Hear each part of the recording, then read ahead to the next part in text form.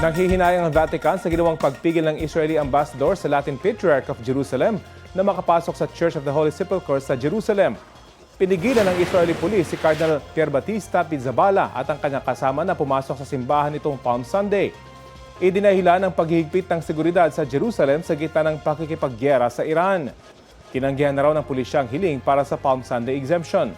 Sarado rin ang iba pang itinuturing na banal na lugar sa Jerusalem na dinarayo noon ng mga Kristiyano, Muslim at Hudyo.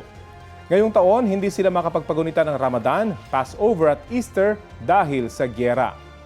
Kinundin na naman ng ilang bansa sa Europa at Middle East ang pangaharang ng Israel. Inanunsyo naman ni Israeli Prime Minister Benjamin Netanyahu na may full and immediate access na si Cardinal Pizzaballa sa simbahan.